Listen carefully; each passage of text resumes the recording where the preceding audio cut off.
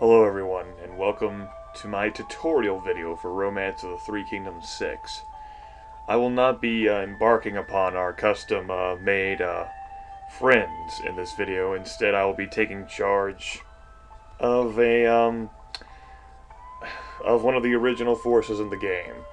I do believe I'll be heading into March 207. Let me take a look at the map here.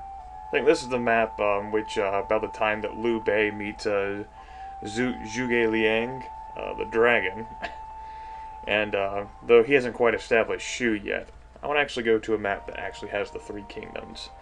I think this is the first scenario that actually has the Three Kingdoms as they were established. Matter of fact, all Cao Cao, Liu Bei, and Sun Quan are still living in this scenario. Although Cao Cao and Liu Bei are very old. Sun Quan's not quite that old yet. So yeah, in this video I'm just going to be giving an overview of the functions in this game and the differences between 6 and 4, so that you folks will be able to better understand and enjoy the game. Be taking control of Cao Cao in this one, simply because he's the most powerful, he has the most officers, and I can just dig around while showing you guys a tutorial. Again, if you guys decide to skip this video for whatever reason, you're not going to be missing out on that much, except for an understanding of the game. Hope you folks don't care about that. By the way, we could theoretically plug in one of our custom-made folks here to be a ruler in this scenario. No, we can't, because I haven't loaded the data. Out of curiosity, let's go ahead and load that. Load. I took about an hour and a half of the game a few days ago, just to recap my understanding of everything. I'm pretty good. There's still a few details I'm fuzzy about, but I played this one so much, more so than 4, I believe, that this game came back to me. So let's go back to Liu Bei, King of Hanzong. Once again, before we choose Cao Cao, though, let's try to choose a ruler. See how old most of these people are. That's because of the ages that you all chose. In the scenario we'll actually be playing, not all of you are old enough to end up serving right away. In this game, I figured this out a little bit later. I forgot that the age of service changes between the games, and in this game, for whatever reason, it's pretty high. It's 18. So not all of you will actually be able to even be in the raffle to join me whenever we start the campaign proper. But here, I could pick, that's all 30 of us. My daughter and her son, myself, who's 51, and then all the rest of you. You could become your own rulers. Don't know the age limits that are determined by the game in this one either. It's all randomly decided. I believe, you got me. Anyway, yeah. Cao Cao it is. As you can see, he has 21 cities in China, 62 officers, all that food and gold at his disposal, which is not a lot, but his cities can quickly generate a shit ton more of that. There's Liu Bei down there with 8 cities and 78 officers. He actually has more officers than Cao Cao himself does, which is cool, you know. There's got to be a reason why Liu Bei was able to hang on despite everything. And there's Sun Quan down there, which he's just slightly bigger than Shu at this stage. Yeah, back to Cao Cao. 60. And that will be all that we're doing. If you really want to make the game easier on yourself, you can select a bunch of player-controlled factions at the beginning, have them give food to the faction you want to play, food and gold, and then just keep playing normally. Oh yeah, that's one big difference we can get into right away. In Romance of the Three Kingdoms 4, you noticed how gold and food were separate stocks in each city. That's not the case in Romance of the Three Kingdoms 6. Instead, you have one massive collection of gold and food which is distributed from the capital. Sure, let's watch the opening scenario.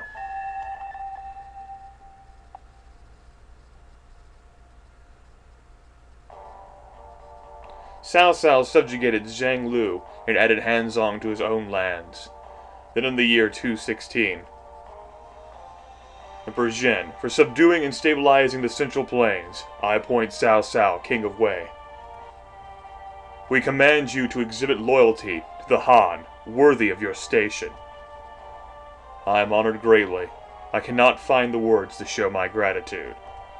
Instead, I will treat you all as insignificant. Just as Cao Cao is finalizing his plans to unify the entire land, his rival Liu Bei began a counterattack. Let's crank that up a little bit more. January of 219, Cao Cao's friend Xiao Wan was killed by Liu Bei's general Huangzong in Hanzong. What? Wan was killed by Huangzong? Wan has fought beside me from the start. How can he die like this? My Lord King of Wei, we must avenge his murder. I like how they simulate Xiao Dun's one eye by just having that eye closed. That's your favorite officer, Mr. British Gamer. Isn't that lovely? Of course, send our armies to Hanzong. Destroy Liu Bei and Huangzong. The army moved out with grim determination. Yet even Cao Cao's vaunted cavalry could not move well in Hanzong.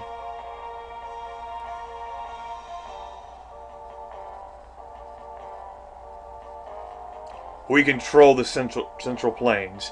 Hanzong is of little value, but we cannot retreat. It's like the ribs of a chicken. For those of you who are unfamiliar with the novel, don't expect to understand that one.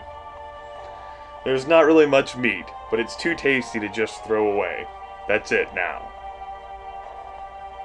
Finally, Cao Cao retreats from Hanzong. To make matters worse, Liu Bei soon declares himself King of Hanzong. This is actually a privilege and joy of playing as one of the factions already instated in the game. You get immersed inside all of these events that can happen. As a created faction, we're always on the outside looking in, so we're not going to be able to personally be involved in these. Especially in the Three Kingdoms, how there's so much going on between Cao Cao, Liu Bei, and Sun Quan.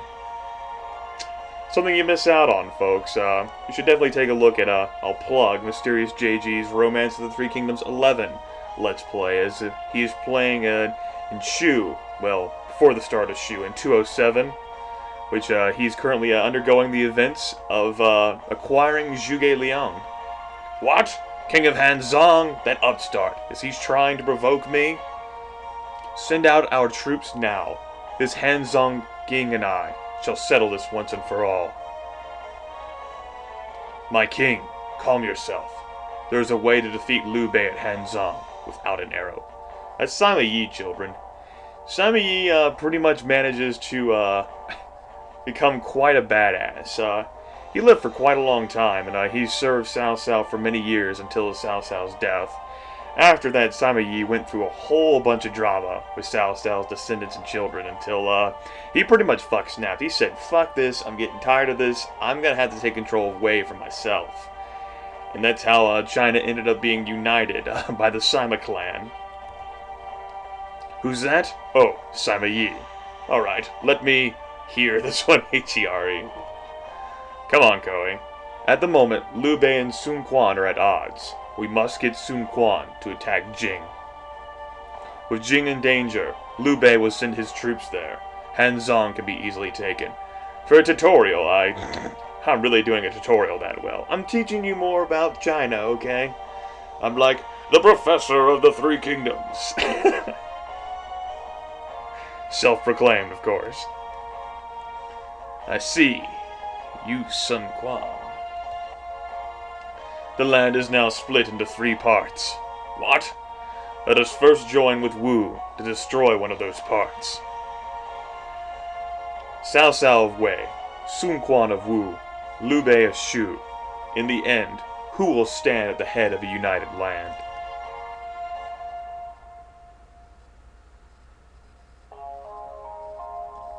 And welcome to the game proper. Okay. Our music changed because of how much territory Cao Cao controls here. The music in this game will change depending on how many cities you control, like it did in RTK4. as you begin to dominate more and more of China, the music actually gets really fucking creepy, like eerie, kind of like this track. I guess this is to perhaps like show a war effort, or perhaps to show you being an asshole or whatever. I'm not sure. No, I'm not through the month's activities, so still gotta remember my controls. So yes, the first thing that, we'll talk about the game now that we've reached the map, is you may have noticed a civil phase there on the map. That shows, there are actually two different phases in this game, a civil and a military phase. During the civil phase, everybody gets their turn to administer orders between the people, and say, you do this, you do that, whatever have you. In the military phase, that's when all of the declarations of attacking or whatnot actually take place. So everybody gets a turn to decide who they're going to attack and who they won't attack and everything before wars actually take place. If a battle takes, when you get in the battlefield, if a battle takes longer than a month, the fight is inconclusive and the attacker withdraws, but they can attack again next month. I believe, if I remember this correctly. Now, as a fun fact, I've actually had a few crashes with running this game on the PSX emulator. I have the latest version of it.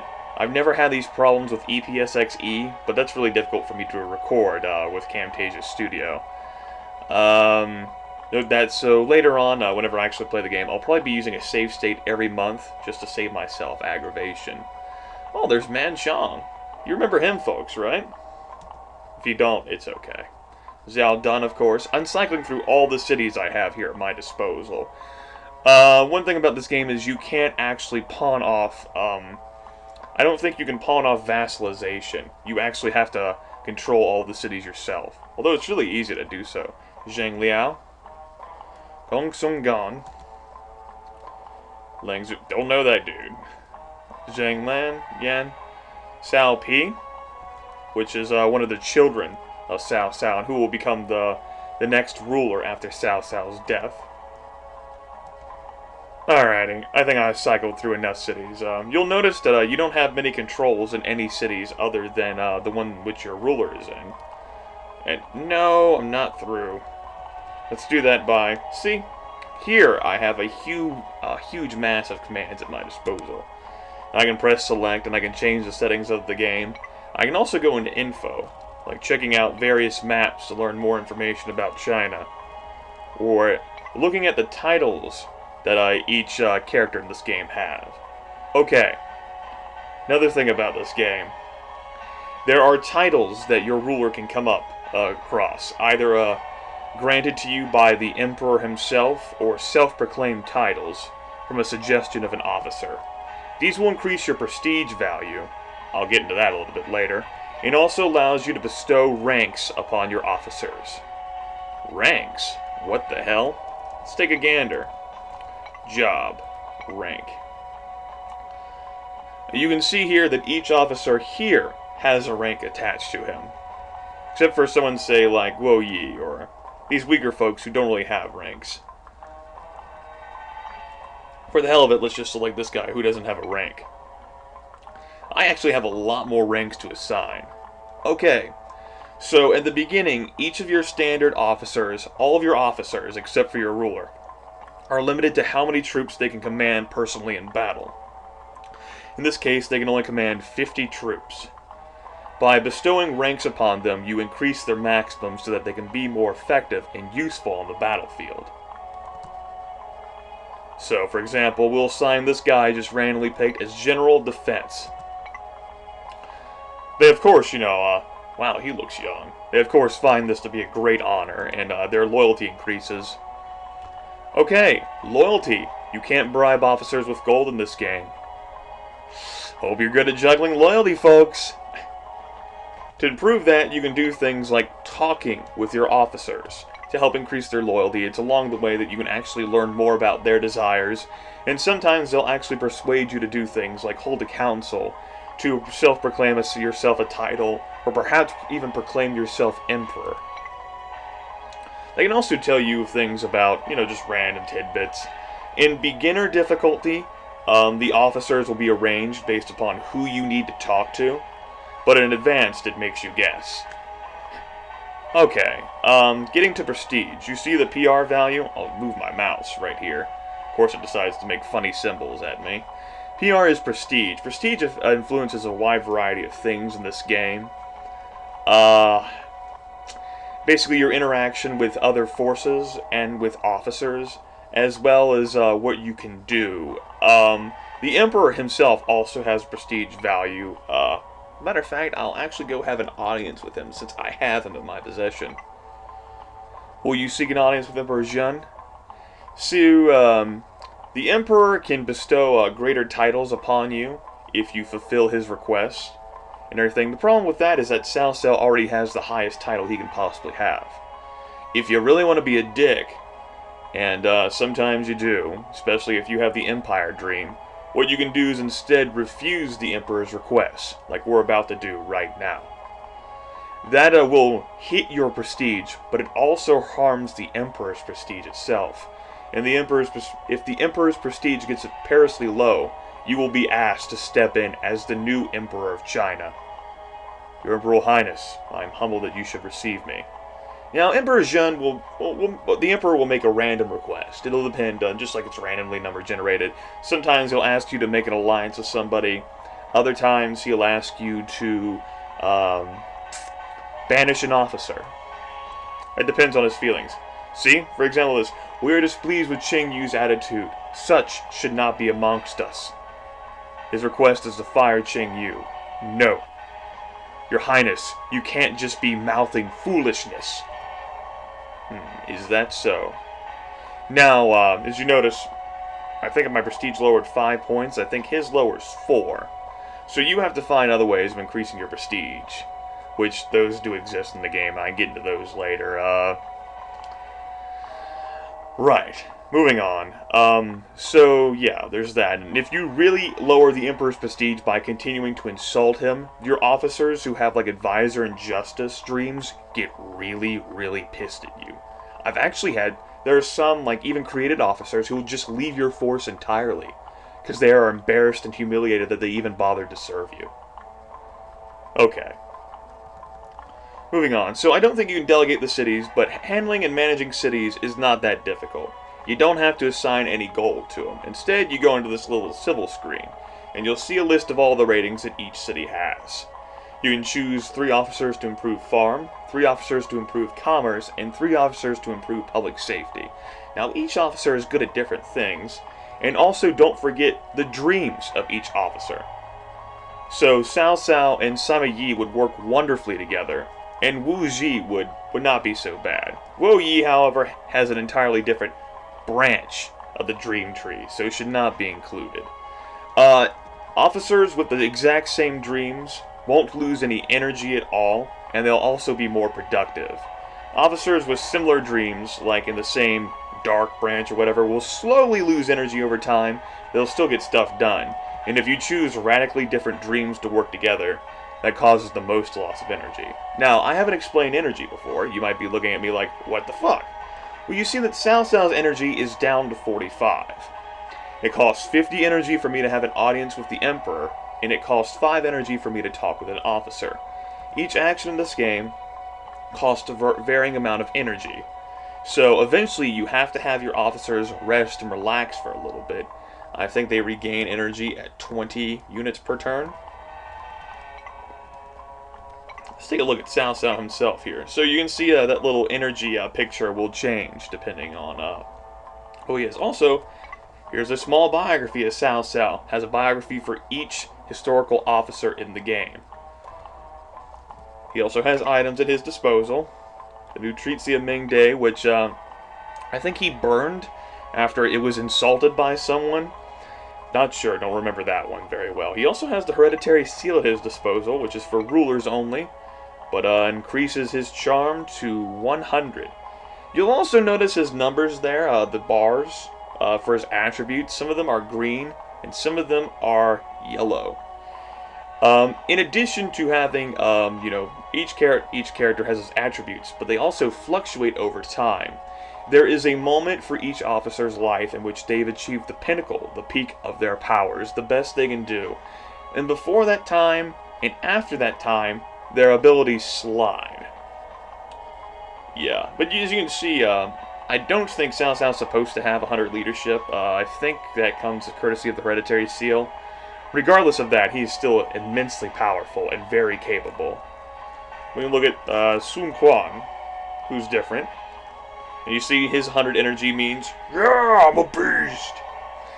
And another thing I haven't covered either is duel tactics. Each officer has his own set of duel tactics.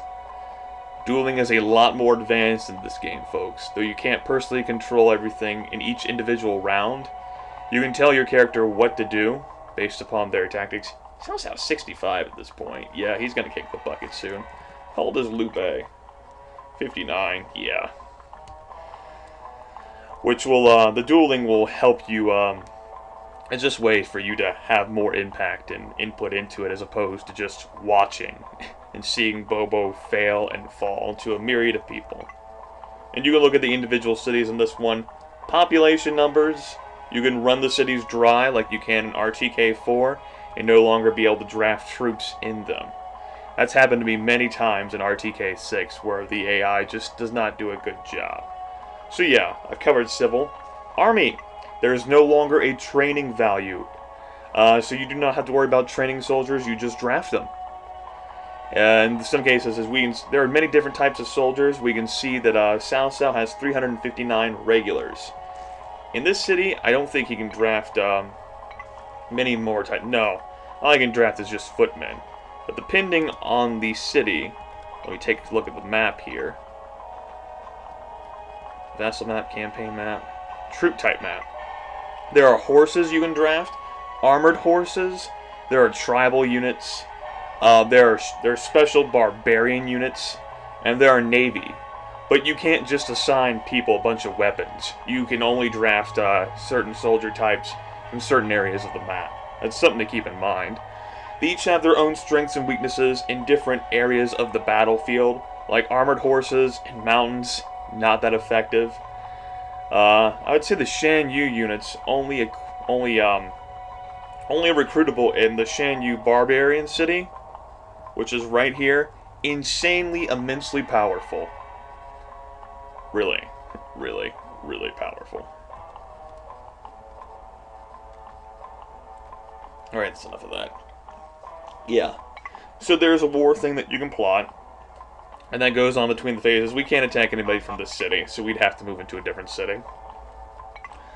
You can also set traps. You can raid the city, which will kill your prestige, but allow you to get more gold and food.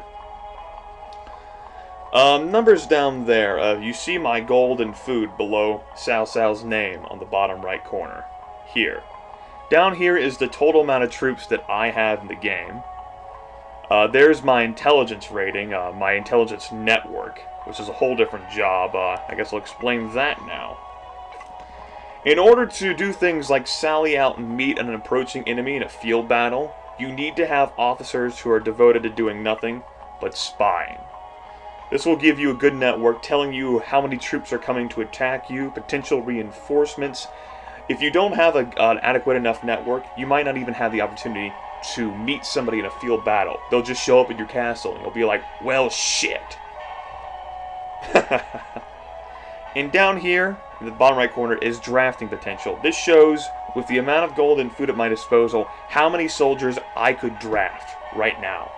So I could build a huge, massive army just with what I have right now. The minimum amount of population you can have in each city is 500. Once you reach that point, you can't draft anymore. Try not to drain your cities dry. Population will grow back slowly. Farm, commerce rating, public safety, which is order. Total troops, available officers, total officers available in a city. That's the season, month, and year. Move. You can move men between each city, but you can only move them one city at a time. If you choose to move officers separately, though, you can relocate them to any city in the game.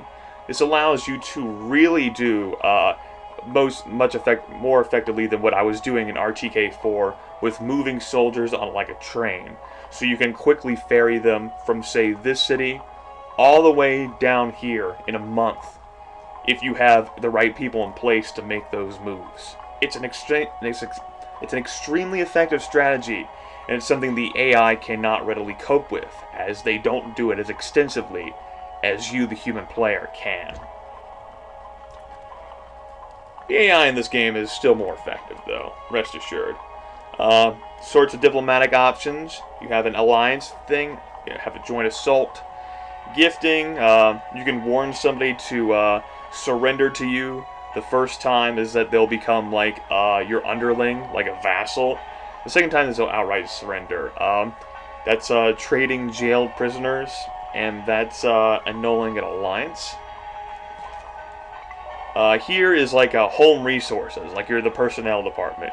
You can choose a search command, which say I want to search in Zuchang, and I want to pick Sima Yi himself to do it. I'm sorry to contradict you, but I have no idea where to even start looking. Depending on your strategist, you could get some wonderful statements there. Many times my strategist, my war leader really, has no idea how the fuck he's expected to be effective at anything. It's pretty funny. You might end up seeing a lot of this in this game, as I try to search cities. There are also two different types of search time. There is a short search and a long search. You can't send your war leader out on a long search, or yourself. But you can send Wu Zi out there on a long search. So initially he'll look in the city where you recommended that he look for an officer. And he found nobody worth visiting. You're a wonderful looking guy there. And so then he'll fan out into the surrounding countryside looking for somebody. Along the way, he can encounter random events like fighting bandits, fighting a tiger, stuff to increase his experience and effectiveness in battle and everything. So there's that. There's hiring, which you can try to hire somebody from an enemy city, or somebody that you found through find. Items, where you can give or take items from your officers, and jobs.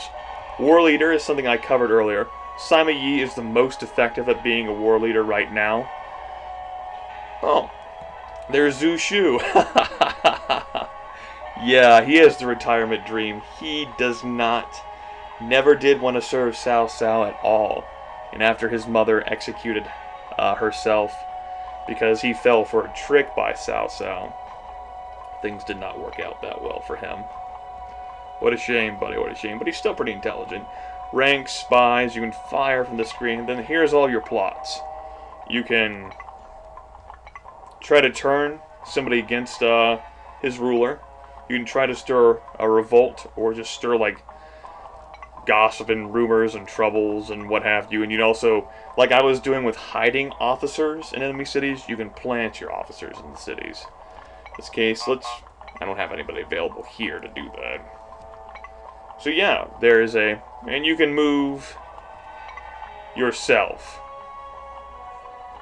which I think that's what this command is. Moving yourself, relocating your whole base of operations, your capital, the emperor, and everything else. If an enemy captures a city which you are based in with the emperor, and you're not able to run away in time, they'll actually capture the emperor. It's pretty effective, because the emperor is pretty useful. He can allow you to do quite a few things. And with him, you can degrade him so much that you're able to proclaim yourself emperor, which is all fine and well in Huckles and Rainbow Kittens. Anyway, before I conclude this tutorial video, let's actually see a battle in action. What do we have here at our disposal? Cao Zhu? No, I'm not through. Okay, Zhang He. Oh, I remember him. Yeah. Who's here? Cao Ren. You two aren't able to attack because there's a buffer city right there. But I want to see a battle right now. So let's go ahead and have a Goldval. War. City. We shall fight. Zhengling. Guan Yu himself is here. Now, if you guys read the little cutscene at the beginning, you know that through the power of trickery in Sima Yi, we're going to be talking Wu into attacking Zhengling for us. This is actually how Guan Yu ends up dying, if I remember correctly, due to that whole Shu Wu fight. Let's not attack that city then, because that's all like connected in storyline and tradition and everything. We'll just fight this city. Hold on, Cao Zhu. Salzu, or whatever. The city is protected by Wei Yan, a much less scary individual than Guan Yu. So who do we have here at our disposal? We'll bring all... No. I'll bring you three along. Foot soldiers, you can command that. You can command that.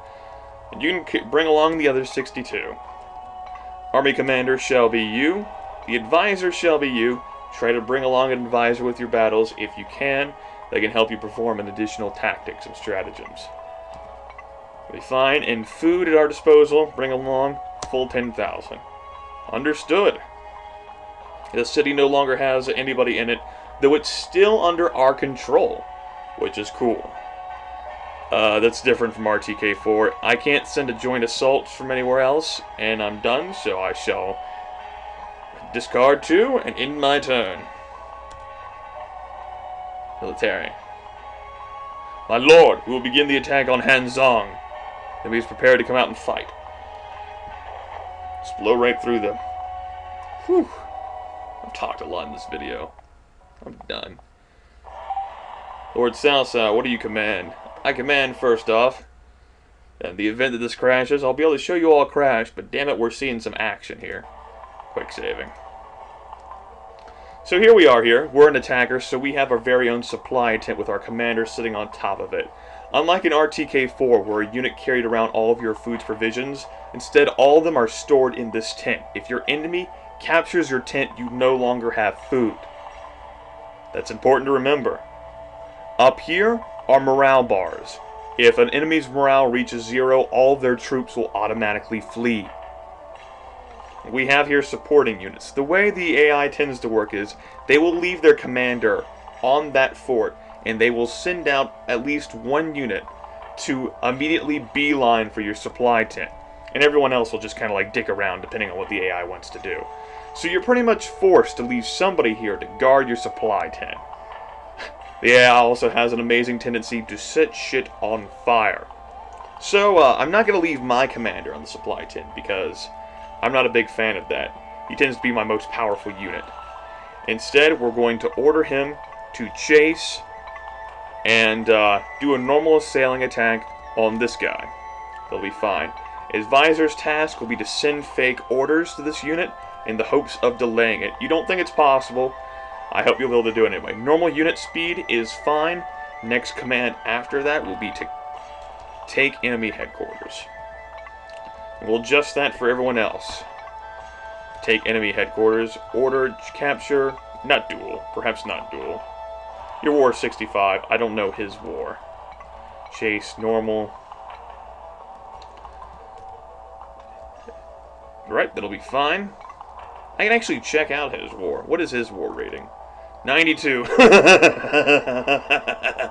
No. Took one look at that and said no. And I will order you to move here, and that'll be it. Now, let's let our actions take effect. See our units move out here. We only have... Uh-oh. Did I not move? Can he not move?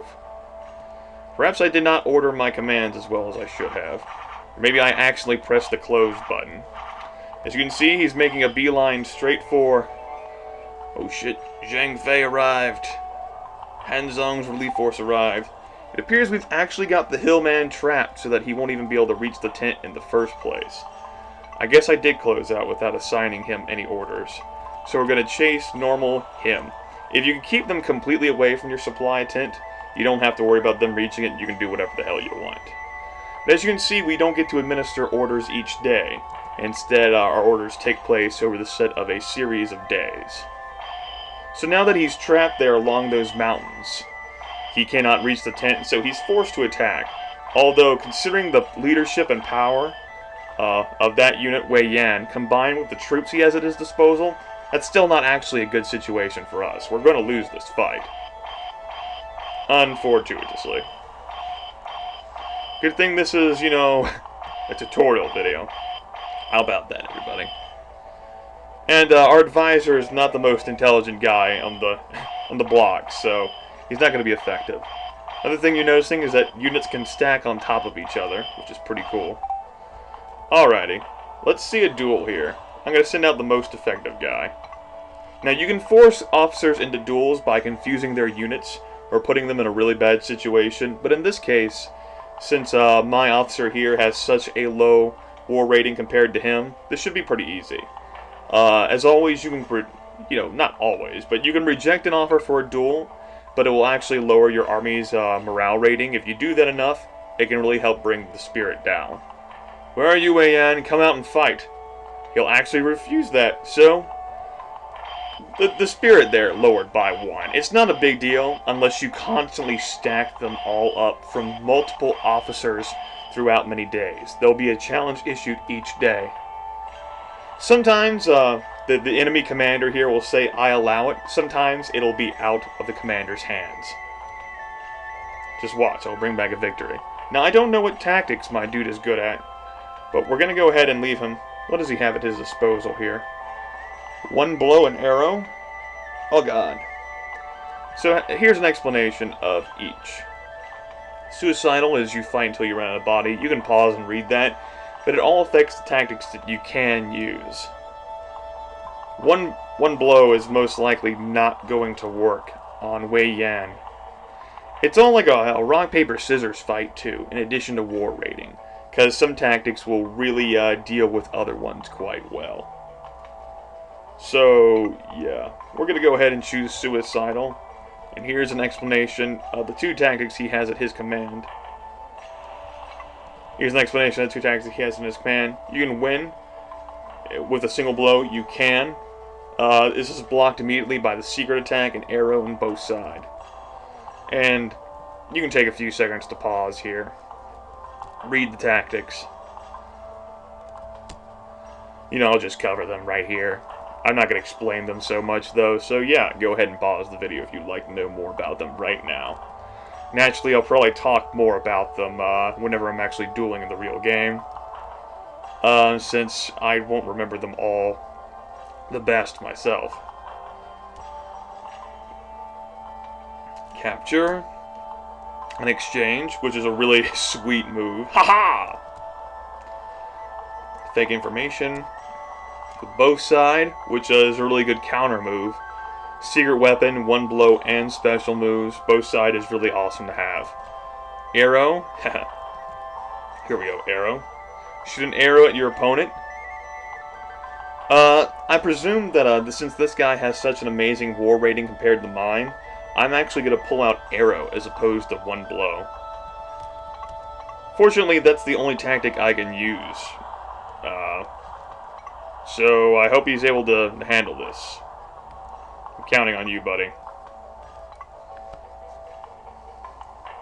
Alrighty. Note the game slow down a little bit here. Liu Qian has come. Prepare to fight. You're doing well, but how long can you keep it up? I'll cut you in half. Aha! See, look at that. It's going right through your head. Bam! Didn't do that much damage, though. Now we'll advance to the second stage, where he has a special move, and I don't or have anything there, so... Wham! This is hardly a scratch, Liu Qian says.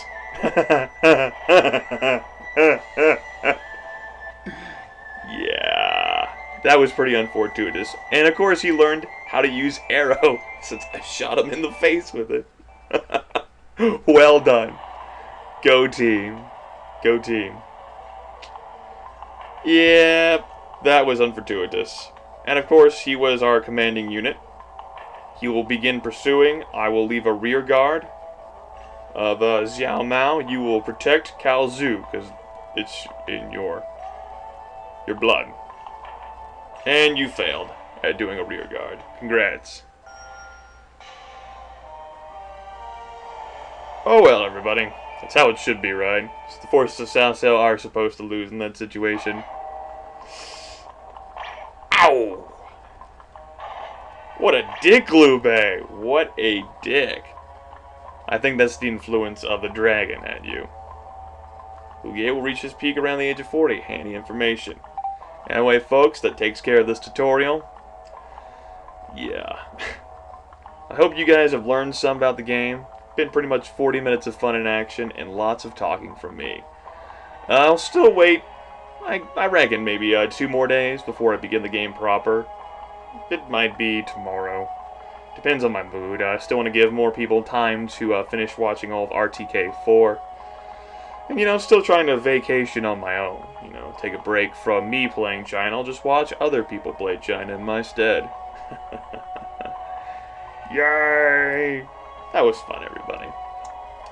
Yeah, I hope this educated you all so that you know a bit about the game and my actions that I'll be doing. I figured I would, do this tutorial at the beginning as opposed to an RTK4 just waiting until like video 6 before I began a tutorial and people being like, thank God you did a tutorial, Jesus. I have a merchant here, which is good. You see that little green figure next to the Emperor? That's a merchant. You can sell and buy food. You can't sell or buy anything else because there's not really equipment for you to buy. Anyway, over here you can see like there's a palace here, and this is a level 4 city. Not all cities are made equal. For example, I decided to press, I apparently am messing around with my contrast and brightness. Did not mean to do that at all. Let's make those equal. Anyway, this city, which I'm reckoning will probably start in, is Anding, which is the lowest level city, level 1. The highest is level 4. But I'm having second thoughts about it because we're so close to expanding right into the free city of Chang'an, which is a level 4 city and can be upgraded quite a bit, and it has a lot of people in it.